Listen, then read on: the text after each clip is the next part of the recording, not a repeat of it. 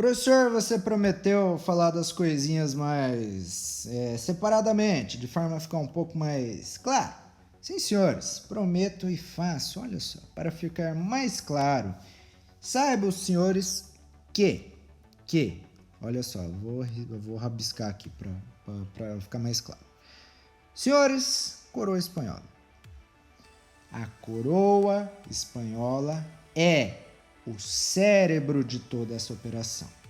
Mas saibam os senhores que a coroa espanhola tem olhos, ouvidos e sistema nervoso, enfim, imaginemos como um organismo que vai desde o mundo velho, me refiro à Europa, para ser mais específico, a Espanha, porque a coroa espanhola está na Espanha.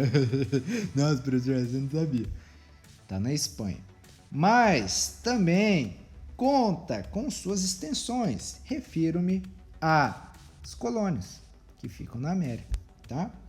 Na Espanha, pessoal, lembra que eu estava comparando a máquina colonial a uma máquina, né, como o próprio nome já diz, e disse para os senhores que ela era composta por uma série de engrenagenzinhas? Pois é, olha só. O Conselho das Índias e a Casa de Contratação, que são duas engrenagens muito importantes, estão lá na Espanha, tá? Professor, você já falou sobre a funcionalidade do Conselho das Índias e da Casa de Contratação? Sim, senhores, falei no bloco 1. Não ouviu? Moscou?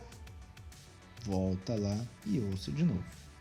Agora, senhores, trabalhando especificamente a América, saibam os senhores que havia mais engrenagens dessa grande máquina na América, justamente porque era na América que havia as colônias, tá? Assim sendo, era necessário um maior número de unidades administrativas, afinal de contas, as colônias estão a um oceano de distância do rei. O rei precisava se precaver de forma a manter a administração de suas posses, que estão muito longe da Espanha, com efetividade e de forma a manter o dinheiro entrando. É claro, as colônias, pessoal, eram extremamente ricas, mas manter a produção e esse dinheiro indo para os bolsos do rei demandava um trabalho rigoroso, não é nada fácil. Assim sendo, criou-se, repito, uma série de mecanismos para a manutenção desse sistema. Mecanismos esse que a gente está comparando a engrenagenzinhas que compõem uma máquina. E olha só quais dessas engrenagens existiam aqui nas Américas. Governadoria, senhores. A autoridade militar, jurídica e administrativa anterior aos vice-reinos. Havia vice-reis, que eram a representação do rei aqui nas Américas. Abaixo deles havia os governadores, que estavam nas governadorias. Eram eles, pessoal, autoridades militares e jurídicas, eles eram os responsáveis, cada um, pela sua região administrativa. Em seguida, havia a Alcádia Maior, ou Corregimento, que era uma subdivisão administrativa dos vice-reinos, tá? Em grupos de vilas ou cidades. Nossa, professor, tá tão parecido com a nossa organização política? Tem o país, representado pela União, e depois tem o estado, e depois tem o município, e o município, quando é grande, igual Londrina, tem sua região metropolitana, e perto da cidade tem patrimônios, por exemplo. É mais ou menos isso, senhores. Olha só. A gente tem um rei que manda em tudo, um vice-rei que é responsável pelo rei da Espanha aqui na América. Abaixo dos vice-reis nós temos governadores. Abaixo dos governadores nós temos subdivisões administrativas, cada um com seus representantes, tá? E por aí vai. Isso tudo de forma a hierarquizar a administração e torná-la ainda mais efetiva. Em seguida, senhores, o cabildo ou conselho. Esse, pessoal, será o equivalente ao governo municipal. Era ele o responsável por regular o uso de espaços públicos, o abastecimento de suprimentos e as seguranças locais. É uma coisa mais local, digamos. Nós temos em seguida a audiência ou Tribunal Judicial Supremo, que acumula poderes administrativos. Em seguida, nós temos a República dos Índios, que era um conjunto de cidades, vilas, povoados indígenas que eram submetidos aos espanhóis. E como os senhores bem sabem,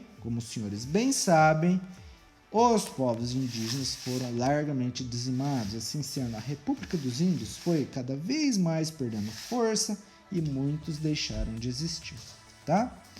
Mocinhos e moçonas. Em seguida, saibam os senhores que dentro daquela realidade hierarquizada que vocês acabaram de ver, havia não apenas espanhóis, indígenas e africanos. A subdivisão social era muito mais específica do que somente isso. Professor, como assim? As classes, os grupos sociais eram mais específicos do que simplesmente espanhóis, indígenas e africanos? Sim, senhores. Vejam só. E para a gente compreender essa categorização social, faz-se necessário ressaltar que, e olha só, essa temática está bastante em voga hoje, em função da atrocidade que aconteceu recentemente nos Estados Unidos, com um senhor, que Deus o tenha, chamado George Floyd, que infelizmente veio a falecer após sofrer uma abordagem extremamente violenta por parte de um imbecil que ajoelhou-se em cima do seu pescoço e sem ar o cara veio a falecer. Ele ficou bastante mal devido aos ferimentos sofridos.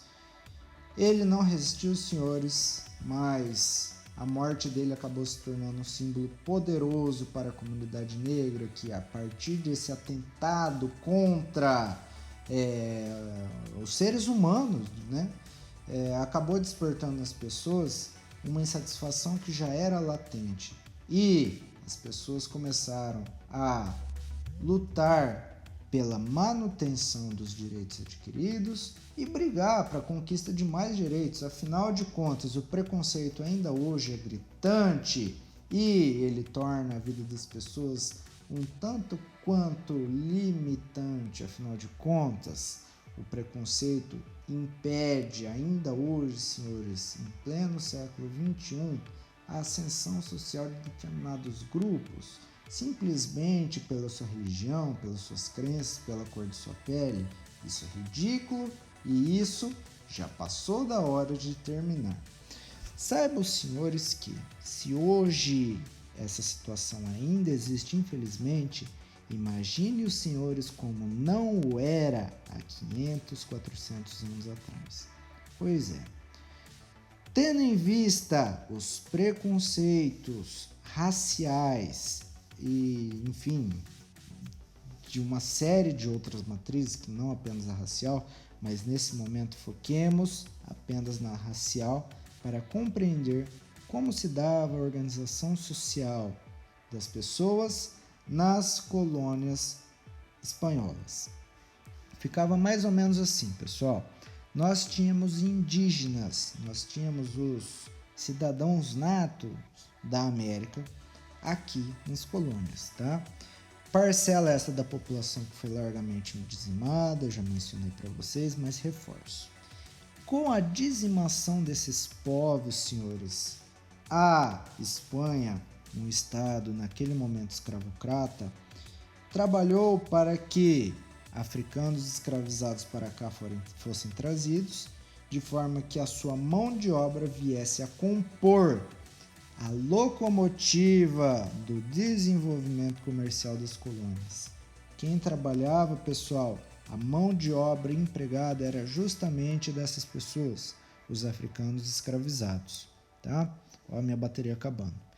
Pessoal, nós tínhamos também os chapetones, que eram aqueles senhores nascidos na Espanha e que, para as colônias vinham em função de trabalho, de busca de uma vida melhor ou a serviço do rei. Pergunto para os senhores, quem vocês acham que ocupavam esses prestigiados cargos de governador? Ou, por exemplo, quem os senhores acreditam que ficava encarregado da subdivisão administrativa dos vice-reinos? Pois é, certamente não eram indígenas, certamente não eram os africanos escravizados, mas sim os chapetones, aqueles nascidos da Espanha e que eram... O quê? Tá? Enfim. Senhores, em seguida criou-os os filhos de espanhóis nascidos na América. Senhores, vejam bem, eles eram descendentes de espanhóis, mas eles não haviam nascido na Espanha. De uma perspectiva preconceituosa, isso já era motivo suficiente para impedir que essas pessoas não viessem a ocupar cargos tão importantes quanto os ocupados pelos chapetones. É claro, eles também vão poder exercer um papel bastante importante na administração da colônia, mas não tão importante quanto os chapetones. Os mestiços, por sua vez, senhores, que eram filhos de espanhóis com indígenas, ainda contavam com alguns poucos privilégios, afinal de contas. Filhos de espanhóis, as possibilidades de ascensão social eram maiores. Mas, diferentemente dos chapetones e também diferentemente dos crioulos, não ocupariam espaços sociais tão distintos quanto aqueles ocupados pelos dois primeiros grupos.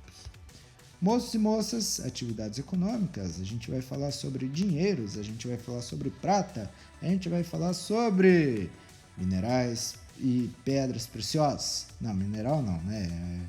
Metais, né? Minerais não, as vitamina B vai ser preciosa. Não, também é preciosa. Ah, você entendeu. Quer saber mais? Terceiro bloco, vem logo em seguida. Acessa lá. Ouça-me! Eu gosto que você me ouve. Eu gosto muito de aluninhos. Eu gosto muito de ensinar. Ouve, ajudei. Vai lá.